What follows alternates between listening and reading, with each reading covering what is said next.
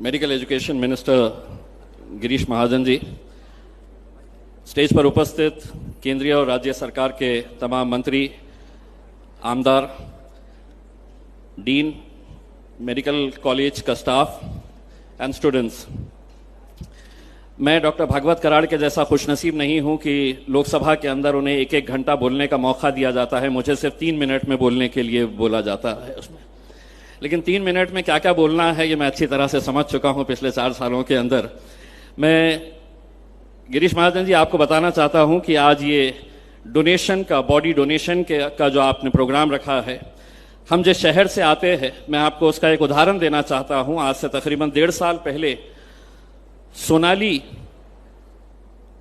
संजोग बड़वे, इनके पिताजी की डेथ हो गई। घर में सिर्फ 2 ही लड़कियां थी। ये सोनाली नाम की जो लड़की है, ये जेट एयरवेज के अंदर स्टाफ थी। जब पिता की डेथ हुई तो दोनों बेटियों ने अपने बाप की बॉडी को सीधा यहां पर लेकर आया ताकि उनके बॉडी का इस्तेमाल, उनके बॉडी पार्ट्स का इस्तेमाल किसी दूसरे पेशेंट को हो सके। उन्होंने डोनेशन का काम यहां पर किया है। तो हम उस शहर से आते हैं जहां पर एक दूसरे की मदद कैसे की जाती है, मरने के बाद भी लोग कैसा एक दूसरे का सम्मान करते हैं, जीने का मौका देते हैं। गिरीश महाजन जी, मैं 2-3 बातें आपको रखना चाहता हूं। इस घाटी अस्पताल के अतराफ में आज से 3 साल पहले महज 7 मेडिकल स्टोर्स हुआ करते थे।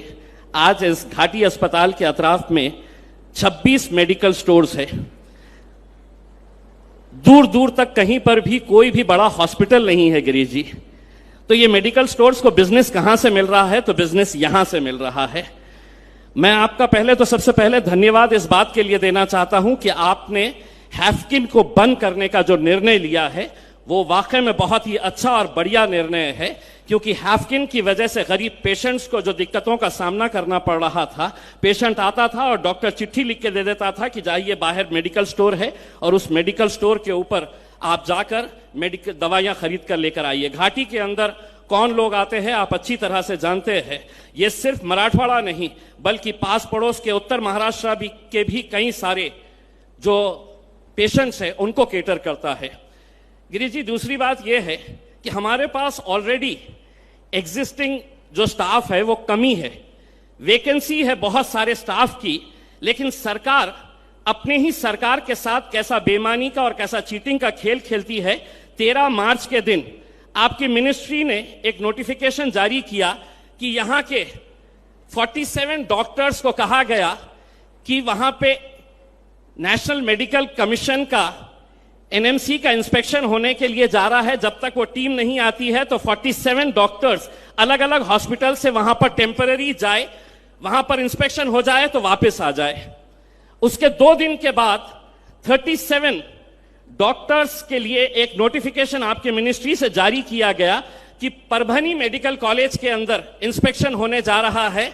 यहां के डॉक्टर्स को उठाओ और वहां पर लेकर जाओ, वहां पर इंस्पेक्शन हो जाएगा, उनको परमिशन मिल जाएगी तो वापस आ जाए करके। हम सरकार का बहुत बहुत धन्यवाद देते हैं और विशेषकर आपकी सरकार का हम बहुत बहुत धन्यवाद देते हैं कराड़ साहब कि आपने ये निर्णय लिया है, भाजपा की सरकार ने, कि हर जिले के अंदर हॉस्पिटल होना चाहिए, मेडिकल कॉलेज होना चाहिए करके। लेकिन सवाल यह है कि अगर जो एग्जिस्टिंग है, अगर उन्हें ही वहां पर पढ़ाने के लिए डॉक्टर्स नहीं है, इतने सारे वैकेंसीज है, तो सिर्फ इमारतें बनाकर कोई काम नहीं होने वाला है। पहले आपको मेडिकल कॉलेजेस बढ़ाने की जरूरत है, वहां पर टीचिंग स्टाफ बढ़ाने की जरूरत है। ये तालियां इस बात की गवाह दे रही है कि ये डॉक्टर्स जब बन जाएंगे तो कल इन्हें भी कहा जाएगा कि धुलिया चले जाओ, जलगांव चले जाओ, वहां पर जाकर अपना इंस्पेक्शन होगा। तो मेरे हिसाब से ये चीटिंग कहीं ना कहीं बंद करनी चाहिए। सरकार को खुलेआम ये कहना चाहिए कि हां हमारे पास वैकेंसीज है। दूसरी बात ये है, मैं वकील नहीं हूं, लेकिन गिरीश जी मैंने हाईकोर्ट के अंदर एक PIL फाइल किया हूं। 2 साल से वो PIL हाईकोर्ट के अंदर चल रहा है। हमने किस बारे में PIL फाइल किए हैं? मैं खुद वो केस लड़ता हूं और मैं ये मानकर चलता हूं और यहां पर जितने भी लोग हैं वो ये मानकर चलेंगे कि कोरोना के पीरियड के अंदर जितने भी मौतें हुई थी वो सिर्फ वायरस की वजह से हुई थी, ऐसा नहीं था। हॉस्पिटल थे लेकिन वहां पर डॉक्टर्स नहीं थे, डॉक्टर्स थे तो वहां पर इक्विपमेंट्स नहीं थे, और इक्विपमेंट्स थे तो बहुत सारे वहां पे फैसिलिटीज नहीं थे, जिसकी वजह से हम हाईकोर्ट के अंदर गए।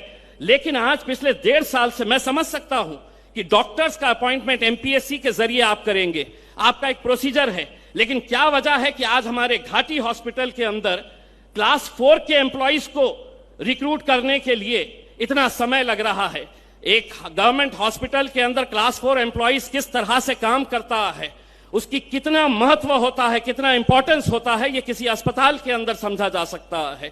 तो मेरा आपसे यही अनुरोध है कि कम से कम आज ये फैसला करिएगा कि क्लास 4 एम्प्लॉइज की पोस्ट हम जल्द से जल्द भरेंगे और बाकी जितनी भी पोस्ट है उसको फिल करने के लिए आप जल्द से जल्द कोई कदम उठाएंगे। दूसरी बात यह है कि एक मर्तबा, मैं तो करार साहब, अतुल साहब, इतने सारे मंत्री हैं, किसी दिन हमारे मैटरनिटी वार्ड के अंदर रात में एक आम आदमी की हैसियत से जाइए।